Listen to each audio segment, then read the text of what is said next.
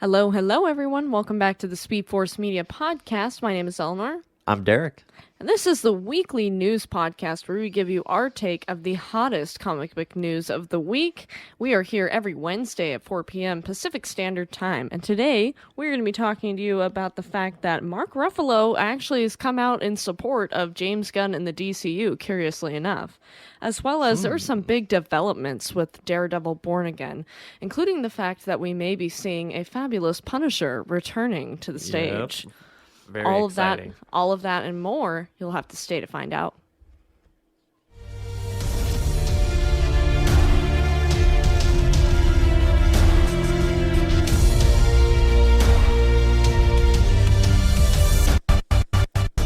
Alrighty, everyone. Welcome back to the Speed Force Media Podcast. It's so exciting to have you guys back. How are you doing this week, Derek? Doing good. Been doing a Chucky movie watch this week, so that's always a great time. It's surprisingly, actually a lot better than I remember, and some of the movies I actually saw for the first time. So it's been a good week. All right, so let's get into it without any further ado. David Ayer is our first topic of the day. He is hinting at a possible future for the Ayer cut in the DCU to be a type of Elseworlds story. And from what I understand, this is yet again another thing from Twitter. Twitter just seems to be a gold mine right now for DCU news.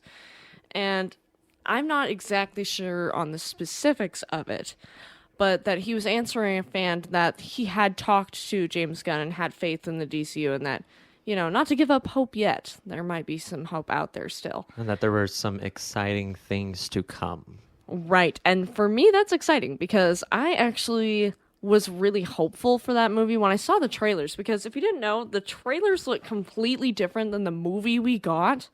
At least the first, maybe even the first two trailers. Right, like the very first trailer, I was like, that looks dope. There's a lot of Joker, there's a lot of Harley. Like, this looks like it's going to be a really gritty, dark, fun time, but still have some lighthearted moments. And so I was really excited about that.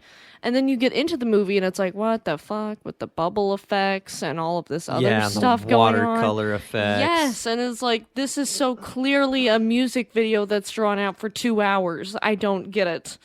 And yeah, that movie just turned out to be a mess. So I was always hoping that especially with the Snyder cut happening, that, okay, well, maybe this opens the door for more of people's cuts to come out that have been, you know, so wrongfully affected by the studios. So for me, I'm just hoping that David Ayer actually gets this, because I've always wanted to see all of those scenes of Joker, you know, Jared Leto's That were Joker. cut out. Yeah, I know, like, Jared Leto isn't necessarily everyone's cup of tea, but I do like his Joker, and I thought he did a really good take on it, so I'd still want to see that version of Joker. Yeah, and I'd really like to see all of the different scenes, not just Jared Leto's, but of the whole cast, because, you know, of course David Ayer is going to say his movie was way better than the theatrical cut, but he has been even more vocally against the theatrical film than even Zack Snyder with the theatrical cut of Justice League. I mean, David Ayer has said multiple times that that is not his film. The extended version that they called the director's cut or whatever is not David Ayer's cut. So he's been very consistent in the past and up until this point in saying that he does not give up on the Ayer cut happening. The chances for a David Ayer Suicide Squad could be better than ever, even better than when Walter Hamada was running DC, because James Gunn and Peter Safran are dedicating an entire label to films that this would fit under perfectly. Like you said, DC Elseworlds, like the Batman Part 2, Joker, and the sequel to Joker.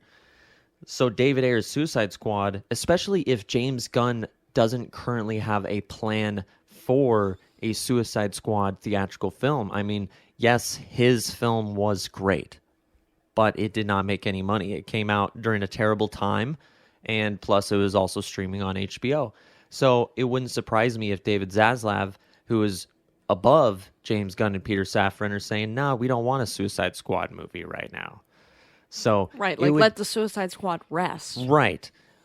But if David Ayer already has the footage shot, kind of like Zack Snyder, and just needs a little bit more CGI put into it or whatever, then yeah, there's a definitely good chance that maybe they would take a look at it. But you also got to be realistic. As much as I loved Zack Snyder's cut, it didn't make them any money. And it did gain subscribers, but they came out and said multiple times it wasn't the amount of subscribers they were looking for. And I don't know if a Suicide Squad movie featuring Jared Leto's Joker would garner a lot of subscribers for HBO or ticket sales. That's my only big question marks regarding this. Would it sell tickets and would it gain subscribers? I myself would definitely buy a ticket or subscribe. But that's because I'm a DC fan, and I would like to see what David Ayer did with that movie, because it looked like it was going to be a character-driven movie, an emotional movie, and a dark, kind of grittier movie. And that was just not the movie we got.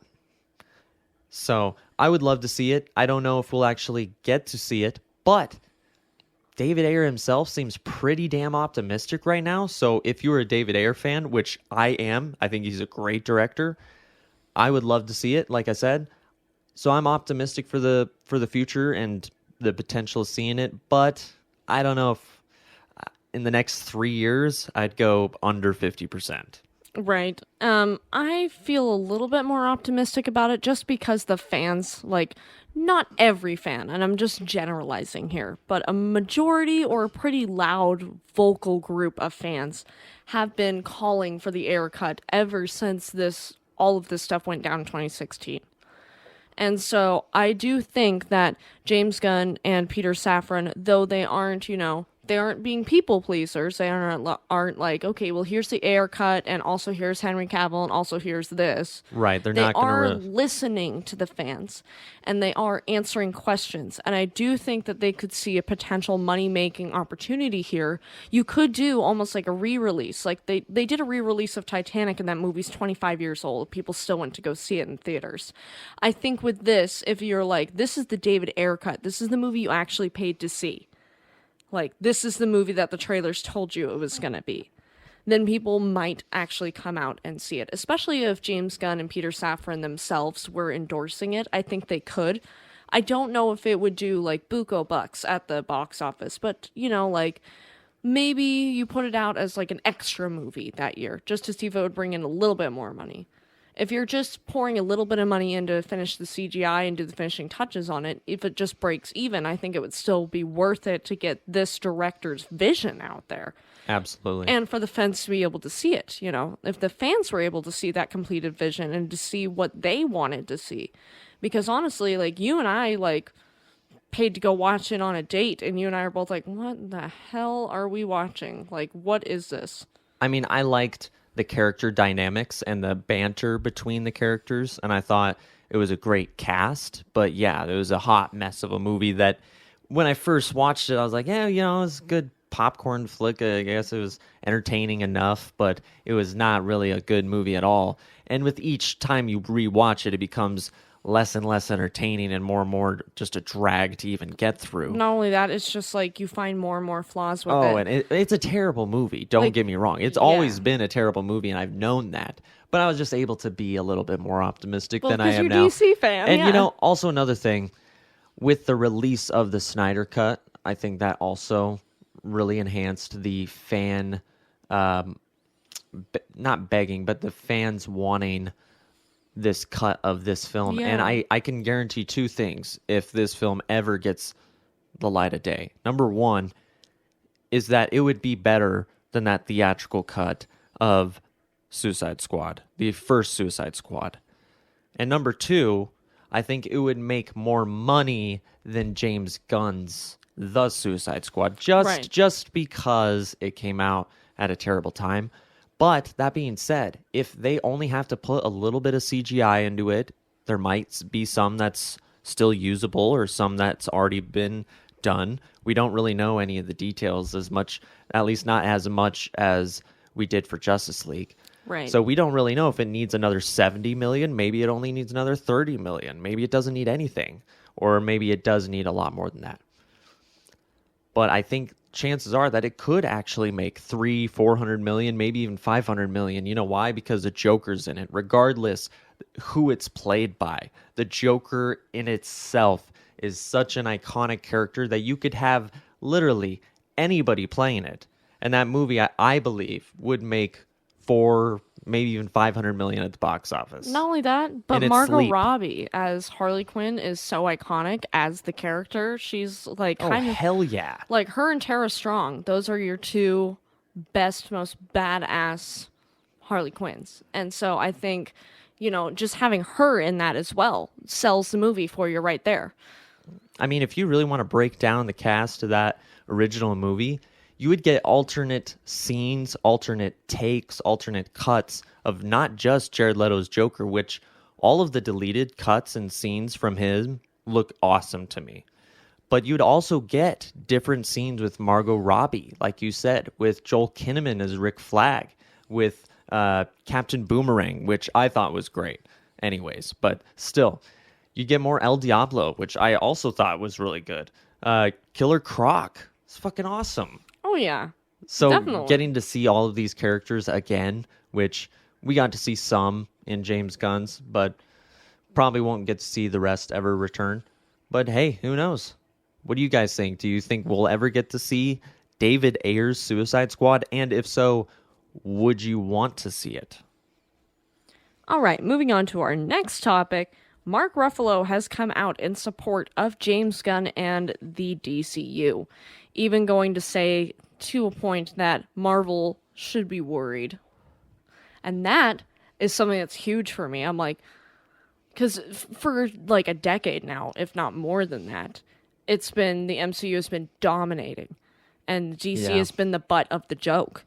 And I think if it either flipped the other way around or the scales were evened out, especially if the scales were evened out, it would make the comic book genre so interesting.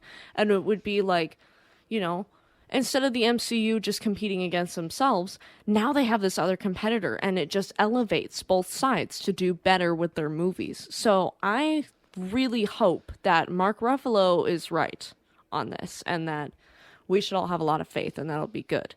Especially with hearing about, like, The Flash, like, their early reviews are good, and we'll later get into the Shazam early reviews. But for now, just the Flash ones are really good, so that makes me excited. Yeah, I mean, Mark Ruffalo, we don't really know how long he's going to stay in the MCU. So some people might be reading into this as, hey, I'm kind of leaving Hulk here soon behind me. That's all speculation, of course, but with the introduction of She-Hulk and other Hulk characters, there's some speculating Mark Ruffalo could be leaving the MCU soon. Well, especially with the rumors that Chris Hemsworth could be out soon. You have a lot of your original alumni from the MCU are out. Like, I'm pretty sure Jeremy Renner is probably out. And then you have Scarlett Johansson. She's out. You have Robert Downey Jr. He's out. Chris Evans is out. So, I mean, you have a lot of these original characters that are no longer in the MCU. They're kind of ushering in a new generation. And even before Jeremy Renner's terrible accident, I still don't really think, the Hawkeye show really set up his, departure. Or at least the beginning of his departure. So right. You're absolutely right. I just wanted to make that clear. Yeah, and honestly, I think with the new era of the MCU, they're kind of at an identity crisis right now. Yeah. I think. And maybe the DCU growing and getting stronger would reinvigorate the spark in the MCU to be like, okay, this is our purpose. This is what we're doing. We're moving forward in this direction. And I'm not sure if that would be entirely the thing that would inspire it, but maybe it would help them in a way. I think you're not totally wrong. I don't think Kevin Feige would see like a really good DCU movie and then be reactionary upon that. But I do think that Marvel fans, or maybe even just the average movie-going audience who's maybe grown stale of some of these comic book movies lately, if the DC brand can all of a sudden be revitalized and pumped with, new fresh characters, new fresh audience members with no baggage, no drama, no reshoots, recuts, re-edits, Studio backstage drama, interference. studio interference. And if it's all just studio backed, studio supported, and made for the audience and the fans, that absolutely would be a win for Marvel. And Kevin Feige said multiple times in the past that there is truly no Marvel versus DC bullcrap rivalry, at least for him. Now, with Kevin Tsujihara, Walter Hamada, who knows? Who knows how they really feel? They're not really big comic book fans anyways. At least they weren't in the beginning. So, and with James Gunn, he's worked with both. He loves both. I'm sure Peter Safran probably loves both. A lot of the actors involved with these movies love both. And Mark Ruffalo could just be kind of hinting at the fact that, hey, I don't know my future in the MCU, and it might not be much longer. And I sure as hell would love to come over and play Harvey Dent for you. Oh, welcome. or whoever, or maybe Lex Luthor, someone totally out of left field. Right, exactly. And he's obviously got to be good friends with James Gunn if he's vocally supporting his decisions and his moves. Or maybe he was just a guy who really was not a fan of the previous DC movies, was not a fan of Henry Cavill, and he's like, yeah, out with the old and with the new, and I support it, James. This is us over here saying good work. Could be a lot of different angles you could read into it. But I think at the end of the day, this is a friend just kind of supporting another friend while also saying, hey, I'd love to work for you. Right, exactly. I will say, though, I don't want him to play Lex Luthor. That is reserved for Michael Rosenbaum only. So, James Gunn, if you're listening, Michael Rosenbaum, please. Yeah, but I do think Mark Ruffalo does have a seat at the DC table. There are plenty of characters that he could be put into. That would be great. I mean, let's just say, hear me out here. This is all theorizing. None of this is confirmed. Yeah. So, if Jason Momoa goes to Lobo and they move off of Aquaman because of all of the drama going on with Aquaman 2, what if you move Mark Ruffalo into the Aquaman role? Oh, no. And then Aqua Hulk. I mean, Mark Ruffalo is a really good actor, so I think he could maybe pull it off, but I don't know. You maybe have to give him a nerdy-ass character. Maybe like Booster Gold or something like that. Oh my God. Some he could really dive into the comedy with. I don't know. Maybe that'd be a terrible idea. And he is getting a little bit older, so you'd have to make him a little bit older than usual. Exactly. Maybe he could be Question. Question would be an interesting one that I still want to see. There you go. I'd love to see Question. They've never done him in live action. Very different character than Booster Gold, but now we're just spitballing and reading way too much into this. Oh, yeah, but Mark Ruffalo, please pitch yourself. We want to see it. Come to DC, bruh. Yeah, the door is open. But what do you guys think of Mark Ruffalo's comments? Are you supportive of James Gunn and his new regime, or are you still on the fence? Do you think this is going to be good for the MCU and the DCU? Let us know what you think down in the comments. All right, guys, we're moving on to our next topic. Again, in the world of DC, Shazam, Fury of the Gods, early reactions are out. And don't worry, guys, they're positive, which is good. That means that's a good thing for the DCU. We want to keep things fresh. We want to keep things new. We want to keep things in a happy, forward direction. My biggest fear, honestly, with seeing, some of the trailers, I was like, ooh, this looks really good. And then some of the trailers, I was like, now I'm kind of meh. And then I saw the international trailer. I'm like, oh, that looks really good again. So then I was kind of worried, we're going to go into the movie and either get an inconsistent product or one that just doesn't match up with the actual trailer. But what are the reactions saying? Well, I think part of that also, I would like to just add on to, could be also to the marketing of this movie, which I myself have pretty much loved every trailer. But I could see why maybe some of the trailers have leaned maybe too much into the comedy for some people. Some people didn't dig the first Shazam film. It was too lighthearted. It was too family oriented. And right. I can understand if you're looking for more of a Punisher movie. But Shazam! Fury of the Gods. Reactions. Here we go. So, and this is just the online social media reactions. They don't have full reviews out quite Right, they're yet. lifting the social media reaction embargo, but not like the review embargo. Do you, by chance, know when the movie review embargo lifts? I have no idea, no. But here we are. Shazam! Fury of the Gods, a fun-filled adventure that's a solid follow-up to the first film. There's plenty of humor, action, and heart, and it's always a treat to see the family together again. I wish the movie was longer since there are a lot of characters. Another one says, a fun-filled adventure that's a solid follow-up. Nope, that's the same one. Sorry about that, guys. A super fun and worthy sequel. Not a game-changing comic book movie, but it wins you over with its characters and energy. Has some real surprises and a knowing sensibility that suit it well. Plus, some creative and exciting monster action. Another one is the most fun I've had at the movies, filled with comedic charm and heart. A lot of people saying heart-filled movie. There's a lot to love about the family. More about the family. Praising Lucy Liu, Helen Mirren, Rachel Zegler are a force to be reckoned with and a joy to watch.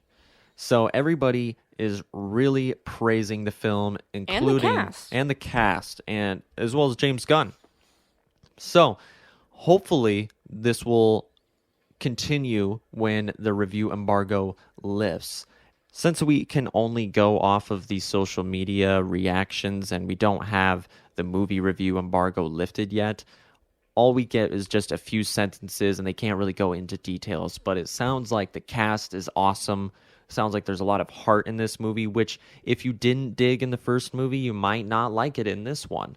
But since I absolutely loved it, that sounds like it's a solid sequel. Sounds like it's repeating a lot of the same things that I loved about the first movie while taking the action up a notch. It sounds like there's going to be a lot of good monster action, which makes me a little, excited, but it's also a comic book movie, so I don't necessarily know how to feel about it, but it is Shazam. That being said, the budget is bigger, the suits are better, you're getting the cast all back together, and I am super excited. For me, I'm really excited, and especially because, the trailers showed really strong villains, which you don't always see in comic book movies, and these ladies look like they're bringing it. So I'm pretty excited for that. Not only that, I really did like the family aspect of the first Shazam movie, especially because, you have this kid who was a foster kid and didn't really want to be part of a foster family. And then when he found out he was really unwanted by his mom, then they really truly became a family. And that was one of the best things about that movie. Absolutely. So seeing the way the family has progressed and seeing how they've moved forward, I'm excited to see. And, to see the consequences of giving all of the siblings powers. Because usually when things happen like that, when you give, there's take, right? Right. So we have to see what kind of karmic justice, if you will, is going to come into this. What kind of debt has to be paid. And I'm honestly a little curious, like, with what you said about the monster thing. I'm like, I know there's a dragon, but... Is there anything else? Yeah, right. Exactly. I'm like, how much wackier can you get than a dragon? Like, Probably what are we not. adding in here? Probably not, but you never know. And I mean, I'm always going to say this. Any movie that keeps using Eminem in their trailers and stuff and in their music, can we please just have, like, an Eminem cameo just somewhere? Just, in one of these comic book movies, please. Just have him, like, maybe he's running a hot dog stand and, like, somebody zooms by and knocks over the hot dog stand. Spaghetti truck. You know what? I totally missed an opportunity there. So you're right. Like walking back to the spaghetti truck with his coffee, and then the spaghetti truck gets wiped out before he can say what the, and then it just moves away from him. Like I would die. That would be awesome. He's a big comic book fan. He's had music in Venom movies. Exactly. I'm like, please. In the Shazam trailers. Like, please, just invite him.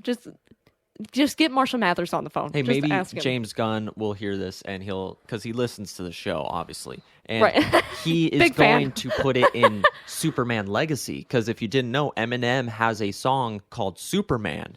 And obviously, that is the beginning, stepping stones, the Easter eggs of the greater DCU. Can you imagine if they low-key made Eminem kind of like a character in the DCU, but just as himself? Lex Luthor. Oh my god. Going back to Oh Lex my Luthor. god. Everybody can play Lex Luthor. If he shaves his head, if he's bald, he's perfect. He's pretty much already there. He's got a buzz cut. So Right. Just bleach just it. Then we another won't be able to quarter see your inch. hair. But I mean, Well- for me, with the early reactions, getting away from the goofiness, the early reactions for me, like, it does make me feel really positive about the movie because the trailers look like a lot of fun. So if this movie is a lot of fun and just elevates it, then I hope that if this movie does well, we get to see more of it. That they get at least a trilogy, a solid trilogy. And that's the thing that I'm glad you brought that up, because David F. Sandberg said it online last week. We covered it here on the channel where he was asked by a fan, look, James, we don't have any interest in going to see your movie because we know it's not leading to anything. We know Superman's not going to show up in the post-credits scene, and if he does, and it is Henry Cavill, it's not going to go anywhere. So, and we just don't know with all the drama, so it's just kind of dampening my excitement. And for David F. Sandberg, who, this film has gotten delayed, and then it got moved up 6 months while all the other DCEU movies got delayed, and then it got pushed back another 3 months. And so the guy is probably extremely frustrated. I'm sure the whole cast just wants the movie to be out already.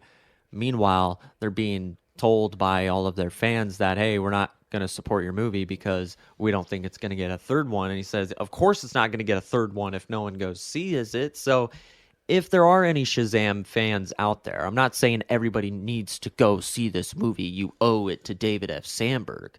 But if you loved the first one, or even if you enjoyed it and liked it, and you think that there's hope for a third movie, or you think that Zachary Levi should continue on as Shazam in the DCU despite Henry Cavill not being there, then I would say go and see this movie. If you like the trailers and you got the money and time, then definitely go see it.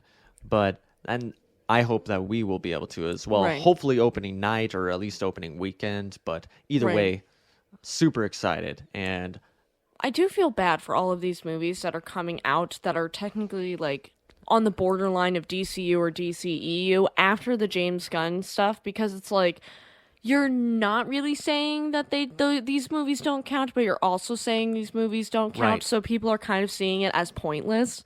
And I feel bad because these filmmakers and everyone that worked on the movie have worked so hard on it and have put so much effort into it just for it to basically come down to a mulligan. And I'm like, you can't do that to these guys. If you want any future of any of these franchises like Shazam, The Flash, Blue Beetle, or Aquaman to continue on, there has to be some sort of support. And unfortunately, the only support they want is money. is financial. Give us your money. Yeah, Money, exactly. money, money. Oh my god, pretty much. So, I mean, yeah, I would agree with you. Just if you like Shazam or any of these characters that are moving forward, consider seeing the movie in theaters. Just not only support your local theater, but also support these filmmakers that are really just getting it handed to them because they have no idea what their future is, and neither do we. Right. And not only that, but if you're a fan of the DCEU, or if you're a fan of the Snyderverse, or if you're a fan of some of those movies, don't you kind of want to see like how it ends? Because Right. even I'm on the side of believing that even if Zachary Levi does continue on as Shazam, or Jason Momoa as Aquaman, Gal Gadot as Wonder Woman, that those films that they were in are not going to, on any sort of major level, tie into what James Gunn has in store for his universe. And I think, like he said, Shazam and the Fury of the Gods does not impact the future of the DCU for one way or another. That was confirmed. So it killed a lot of people's excitement, rightfully so. But don't you at least want to see what David F. Sandberg had to work on? Because if this film came out, before the MCU and was just a standalone trilogy, I'm sure there would be a lot less conversations like this happening. Where, Yeah, oh, well, exactly. is it going to be part of a shared cinematic universe or not? Well, does it matter if it's a good movie? No, Right. it doesn't. And I didn't need a headless Superman cameo at the end of the first Shazam movie for me to already love that movie. It was icing on the top. Icing on the what? Icing on the top of the cake. Who cares? But Another kind of unfortunate thing, like you said, about these movies, Shazam and the Fury of the Gods, Aquaman and Lost Kingdom, The Flash, Blue Beetle, is that they are in that era where they're so far removed from anything Zack Snyder, really, but they're also not really a part of what James Gunn has going forward that we know of, at least this point. That's because they're Walter Hamada films. They're Walter Hamada era DCEU films that just got delayed. It was part of his era and their plan originally, the AT&T Warner Brothers plan to kind of reboot the DCEU after Flash. And sounds like James Gunn and Peter Safran are like already planning on rebooting it, just probably a different way. Right. And so it sounds like they're just kind of like, hey, we got a little lucky, let's roll with it. And unfortunately, Shazam and the Fury of the Gods might suffer the consequences at the box office. But here's hoping that these early reviews are signs to a positive future for this movie. All right, guys, that pushes us into our last two topics, and they're going to be kind of a part one and part two. Part one, that is Daredevil Born Again, all related to Daredevil. Part one is that Jon Bernthal has been confirmed. He is coming back as the Punisher. And Derek, you are a huge fan of the Netflix Daredevil series, as well as Punisher as a character. I don't know how many seasons you watched of that show, but what are you feeling about this? Because I know that you really had an attachment to not only Charlie Cox, not only Vincent D'Onofrio, but as well to Jon Bernthal. Yeah, so look, those shows, when they came out, especially when Daredevil came out, it was unlike any comic book show we had seen before. I grew up watching Smallville. I was a big fan of the Arrowverse. But when Daredevil came out, it wasn't like, oh my God, this is a million times better. But it showed just a different way you could do comic book television. And I think that whole Defenders saga, not every one of the shows was great. And even some of the shows had great seasons and not so great seasons. But Punisher, when he was introduced in season 2 by Jon Bernthal, I was like, man, Shane from The Walking Dead, that guy is such a dick. Like, I cannot see anybody but Shane. And it took just about, I don't know, a minute or two for me to get over that, because Jon Bernthal is a great actor. Whether it's in Fury, whether it's in The Accountant, whether it's in The Punisher, whether it's in Daredevil, he always delivers. Whether it's in The Walking Dead, he always delivers. He always makes me hate him. Then you haven't seen him enough as Punisher, because I will tell you, I was just like you. I was like, oh my God, there's no way I could get behind. You know, it's like if you got Ramsey Bolton to come in and play the Flash. You know, I would hate the Flash, and the Flash is my favorite hero, but I would hate the Flash if you Have brought him in play the Ramsey. reverse Flash. But if he's a good enough actor, then he can pull it around and make me change my mind very quickly, and Right, he did. and Jon Bernthal is a great actor, because I did see, like, a little bit later in Daredevil when him and Karen started getting closer, like, Season I 2. really liked Yeah. that sensitive side of him, but he was still kind of a hard ass. Well, But there's he was really likable, and it really did make you kind of root for the bad boy, you know what I mean? And I really appreciated that quality that Jon Bernthal was able to bring. And not only that, the dude beat the hell up the entire season. Like, man never had a bandage not on his face or some sort of scar or bruise. Like, there was, like, I think probably half the season he had 2 black eyes. Yeah, literally 2 black eyes. He was in the hospital bed for half the time, and then gunning people down the other half. Yeah, and that's awesome. the physicality that Jon Bernthal can bring as well, because he's a tough dude. Is just Honestly, he kind of struck me as a military guy. Like, I almost thought, like, maybe he's been in the military before acting, and I don't know if he has or hasn't, but it kind of struck me that way. Like, the way he's able to bring that, like you said, the physicality and that kind of discipline that you'd expect from the military into his roles. Well, he really, really studied military, and he might have been part of the military. I don't remember, but I know for a fact that he holds vets very high in esteem, and he is very respectful to our veterans and is very influential and helps out a lot whenever he can. I mean, being the Punisher, kind of like for Charlie Cox's Daredevil, he got really into all sorts of different organizations that are helping the blind. Same thing with John Bernthal as Punisher. He absolutely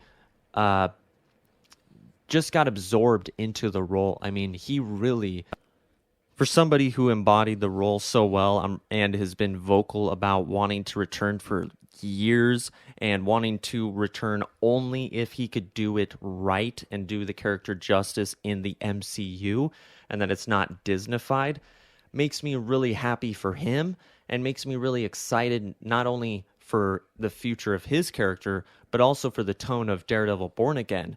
Because when you're adding a character like the Punisher, it makes me a little less worried about that PG-13 rating, which I'm not super concerned about. I thought Moon Knight did a decent job of having violence and blood. I think the Batman is a prime example of where you can do with PG-13. So they can do a lot with PG-13.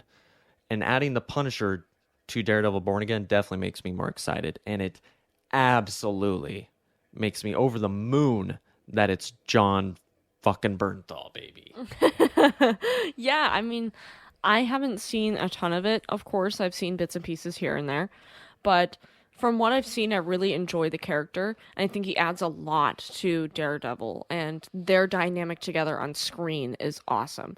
So, and like you said, it really does set the tone for what Daredevil Born Again is going to be moving forward. And it really makes you think, like, if they're going to allow Deadpool to be Deadpool and they're going to allow Punisher to be Punisher, then hopefully they'll allow Daredevil to be Daredevil too. And moving forward, that PG-13 rating, it really isn't going to seem so bad to people. Because I don't think it needs to be like Chucky, like some of the Chucky movies, like people's heads are getting smashed in and stuff. I don't think it needs to be that in order to be a decent show. I don't think, like, even with, like, Falcon and the Winter Soldier, there was a decent amount of violence. But they also went back and took some of the blood out digitally. I remember that. That was kind of controversial.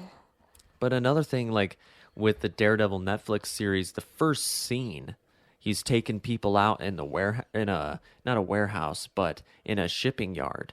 And it's some, like, human trafficking guys. I remember that, yeah. And before the opening intro starts, he's just repeatedly punching this guy in the face till the sound of spaghetti starts coming out of his face. And then the, dun dun dun dun dun dun starts, and you're like, holy crap, all right, this guy is like beating these people up to a pulp to the point where they need to be hospitalized for months. Yeah. It's not just knock you out, arrest you. He almost enjoys it. Getting a kick out of it. And that was a little bit of a theme in the first time he met Claire on the rooftop. But with the whole John Bernthal Punisher coming back, you kind of at first get excited that, hey, maybe this is a continuation of all that. Maybe the violence, which was a huge part of that Daredevil world, and even Jessica Jones and all those shows, maybe there's a chance that some of that kind of violence, even if it's not as bloody, will be carried over, especially when bringing back Punisher. And then we hear the reports of our next topic. But Elinor, did you have any other thoughts on Punisher? No, I think we've covered it pretty good. But I think it's our next I'd topic. I'd love to hear your sad. guys' thoughts. And if you enjoyed the Punisher series, if you enjoyed John Bernthal's take on the Punisher, and what do you think this means for Daredevil Born Again? Do you think it's any sort of sign as to what the tone could overall be like? And another thing, we have heard that Daredevil Born Again is going to be more standalone format episodes, so kind of one story episodes, not like 3-episode arcs or anything like that. Right, it's going to be more like old school Star Trek, kind of. Right, which Kevin Feige is a huge fan of Star Trek. So is there a chance that with John Bernthal's return, is it going to be for only a couple of episodes, one episode, every episode? How many episodes do you think we're going to see? I'd love to hear it. All right, guys, that brings us into the second half of our Daredevil 2-parter. So, with the good news for John Bernthal, we get some sad news. Unfortunately, very. Deborah Ann Wall, and Eldon Henson. If you didn't know who they play Karen and Foggy, respectively. They are not confirmed to be coming back. So it's unknown whether or not they're going to be recast, but it has been confirmed that they are not in the show. As of right now, I still have hope that they could change their mind and bring them back in. But as of right now, Karen and Foggy, at least as we know them from the Daredevil original Netflix series, won't be in. Which makes me really sad because that Foggy is so endearing. And Karen, at first, I was like, I don't know if I like this girl, but she really grew on me. It's because she's just so traumatized and she is so raw and real. I think that at first I was like, God, this girl just seems like a doormat. But then you realize, no, she's just been through a whole hell of a lot and she's really trying to find her way. And I think it takes till about like the second season, even the third season, where she really finds her feet, figures out who she is, and gets her voice. So I really enjoyed her portrayal of Karen, and I really enjoyed Eldon Henson, his I always portrayal. just call him Foggy. I mean, Right. he's Foggy. Yeah, exactly. I love that portrayal of Foggy. I think it is like so charming and so sweet, and like he's the best friend you could have, because not only is he going to be 100% supportive of you, but he's going to kick you in the ass when you're doing something wrong and tell you exactly what you're doing wrong. That's the best friend you could have. And so, for me, like, not having these two characters, but also having John Bernthal back, it makes me wonder who is going to be coming back. Are we going to get Kristen Ritter back? Like, Right. who else are we going to see showing up? And not only that, for these old characters that we've seen, but who else for new characters is coming in? Like, are we going to see She-Hulk in this? Who are we going to see popping up, especially if it's, like, one episode arcs? You could have, like, an episode with She-Hulk, then the next episode has Jessica Jones, and then the next episode has this person, the next episode has this person. So, I have no idea. I mean, I could even kind of maybe see Moon Knight even popping up. Hell yeah. So, I have no idea what they're going for, and that does make me a little bit hesitant, even though the John Bernthal thing did put a lot of worries for me at ease. These two not being cast brings up a whole new crop of new worries. But how are you feeling about it? Yeah, you make a lot of great points. I mean, with the amazing news that John Bernthal is going to continue on as the Punisher, we start getting a little hopeful that, hey, maybe those Netflix series, if you're a fan of those, then you get hopeful that, hey, maybe they are part of the MCU, or maybe we're going to get a little more clarity. I mean, at this point, we got Vincent D'Onofrio as Kingpin, we got Charlie Cox as Daredevil, we got John Bernthal as the Punisher. Who else are we missing here? I mean, we're thought there was somebody else. There's been a lot of rumors. We're missing Elektra. We're missing Elektra, yes. But there's been a lot of rumors about Kristen Ritter possibly returning as Jessica Jones, and she did tease Daredevil Born Again recently. I did see that, and it made me way too excited. And like the fact that she was dyeing her hair black again, I'm like, ooh, girl, please, and hitting the gym. Yes, so, I'm like, ooh, girl, please. Come on. But it does raise a lot of questions like, okay, so I do know that there are some fans out there that did not like some of the storylines that they did with Karen, or they didn't like Deborah Ann Wall's performance. And, you know, I don't necessarily understand that, but it's all subjective, so that's totally okay. That's totally fine. But I myself am very disappointed that we are not going to get those two characters, because the Trinity, if you will, yeah, their dynamic was are great. So good. I mean, it was almost like The Office. You wanted to go drinking with them when they were like, let's go to the bar. You're like, take me with you. Susie's, right? Yeah. Yeah. I mean, and then at the very last season, the very last shot of the show, I believe, was them sitting in the bar writing on the napkin, Nelson, or what was it? Yeah, Nelson, Murdoch, and Paige. Yeah, and you're didn't like, we all kind of want to see where that was going? Yes. And to hear that, you know, we've known for a little while now that Charlie Cox was coming back as Daredevil, obviously, but we were hoping that maybe we'd get to see at least a hint of where that story went, if not continue it. But there is still a chance that this report is just saying, hey, these guys are not in Daredevil Born Again. And right now, it's just an 18-episode story.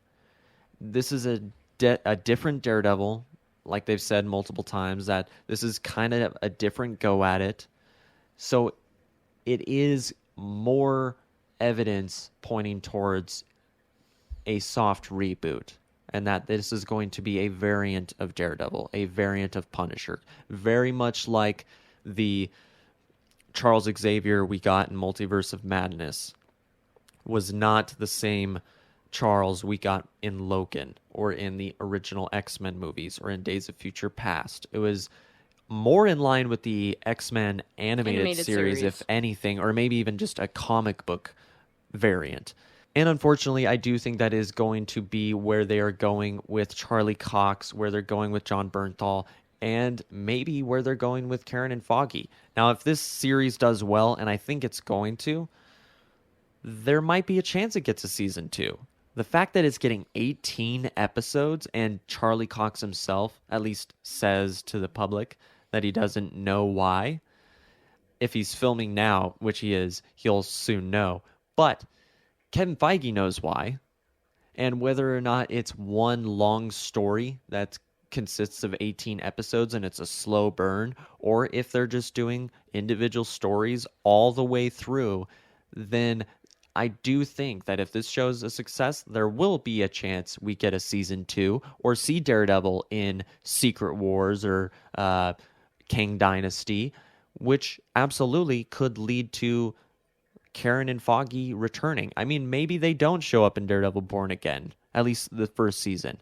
And then we see Daredevil show up in the Kang Dynasty, and when he goes home, Karen and Foggy are waiting at his door. And wouldn't that be just an amazing return for those characters? And all Daredevil fans across the MCU nation would just rejoice and say, hey, yeah, we didn't get him in the show, but we got him in a freaking movie. And how awesome would that be?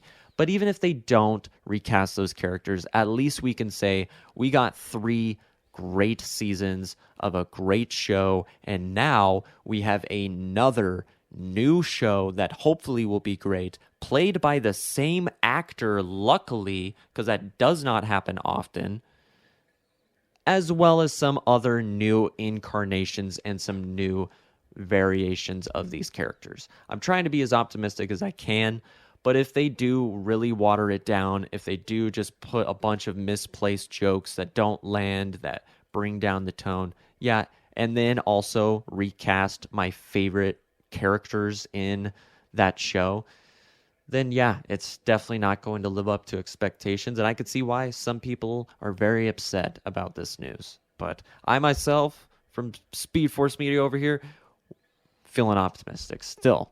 Even though it's very sad, still holding on to the optimism. You know, you were talking about how, it was kind of a soft reboot. And that really made me think of the fact that, if you look at Marvel, I think what they're doing with, bringing Charlie Cox back, they're listening to their fans and they're taking the things that the fans liked that they feel like they can work with and moving forward with it. And I feel like, if you're a GC fan who loves Henry Cavill, you're kind of wishing that Henry Cavill could get this Daredevil treatment.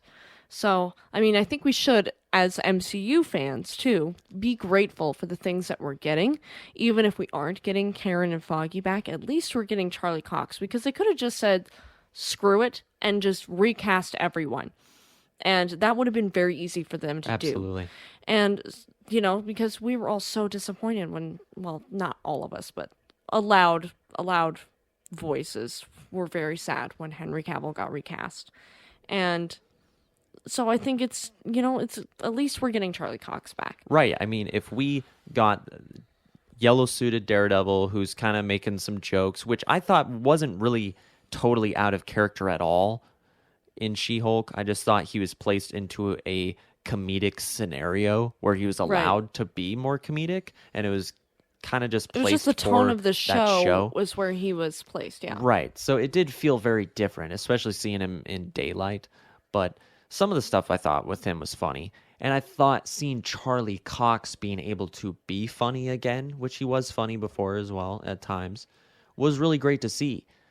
But seeing some random no-name actor in that role honestly might have pissed me off, might have made me mad, seeing like, and I think they know what that. are they doing to Daredevil? I think they know that at the MCU. And I think they're very well aware of that, and they know that's a delicate balance. And so they're trying to keep the balance of keeping the fans happy and being able to move forward with their story and tie up all these loose ends with the MCU, well, Marvel movies that came before the MCU, you know, because there were some that came before. They tied up the loose ends with Toby and with Andrew and tied that in very nicely. Now they're kind of, it seems like they're working on the X-Men and working on the Netflix series, going to tie that in and kind of make everything feel like tied up in a neat little bow. And I'm hoping, you know, going back to the DCU, that James Gunn is going to look at that and see, okay, we're going to tie this up in a neat little bow somehow, get this all sorted out. So I'm just going to try to keep optimistic for both. Hopefully DCU works out well, and hopefully Daredevil Born Again works out well, even if they recast these two characters, or like you said, if they brought them back in a movie, that would be epic, because then you could move forward with another season maybe after that movie, and it could be even a totally different tone. You could go back to the roots of the original Daredevil show. And I think it would be really interesting. I have no idea what they're going to do, though. We have no idea what Kevin Feige has planned. I mean, if you had asked anybody 7 years ago, hey, do you think in the MCU we're going to get the same versions that we saw of not only Tobey Maguire's Spider-Man, but Andrew Garfield's Spider-Man, and mention a lot of the story details from The Amazing Spider-Man 2, a movie that was seriously hated, but a show that was seriously loved like Daredevil is not going to be getting the same exact variant of Daredevil. It honestly wouldn't make sense to me at all if they did that way, you know? But, you know, one argument is Amazing Spider-Man 2 wasn't bloody, and Daredevil is. So I get that argument. And my argument to that would be one word. Well, I guess two. Mr. Poole. Right. But you also look at Charles Xavier. Like we said, we didn't get the exact same Charles Xavier that we saw before. We've gotten different versions of, I can't remember the other Illuminati member in Multiverse of Madness. He was a villain in Doctor Strange. I'm totally pulling a blank, but he was a variant, essentially. Oh, yeah, I know who you're talking about. I just can't think of his the version name. we got in Doctor Strange. So there's been a little bit of inconsistency on not only variants in the MCU, but which characters we see that are the same ones we've seen before and which ones are new incarnations. Right, because in some universes, like, it seems like in almost all universes, all the Doctor Strange are Benedict Cumberbatch. Right, But then you look at exactly. Spider-Man, and Spider-Man is three very different people. Right, so there's still a chance we could see those variants in the Defenders saga, potentially. Would they all be played by the same actor? Probably, right? Right, but maybe not. Who knows? I don't know. I mean, it would be a door that could be opened during the King Dynasty if Daredevil's even a part Especially of it. because they're in the multiverse Right, saga, that door is already open. They're probably going to explore every possible avenue they can with multiverse before they close that door, but who knows? Hopefully they don't hit every nail over the head too hard. And I'm okay with just getting one version of Daredevil. I'm grateful that it's Charlie Cox, and I hope they don't butcher it. And if they do, we'll be here. I'll be the first one to scream and moan and bitch from the rooftops. Believe me, I will be. Oh, yeah, and well, don't worry. I'll get a microphone out before he starts so you guys can hear the I'll get my rant. Daredevil mask out. I'll go out in my Daredevil underwear, megaphone, the whole shebang. Throw eggs with a blindfold on. I got it all, sister. Alrighty, guys. Well, that concludes our episode this week of the Speed Force Media Podcast. Thank you so much for hanging out with us. If you are here on the YouTube channel, the YouTube side of things, please make sure you like, comment, and subscribe, as it really does help us out. And for all of our audio-only peeps on Spotify, Samsung Podcasts, Amazon Music, or any other podcasting service like that, make sure you leave us a 5-star review and subscribe for more content, as it does help us find more listeners like you. And we will see you guys next Wednesday with even more fun news content. Thank you guys so much, and remember to iron your capes.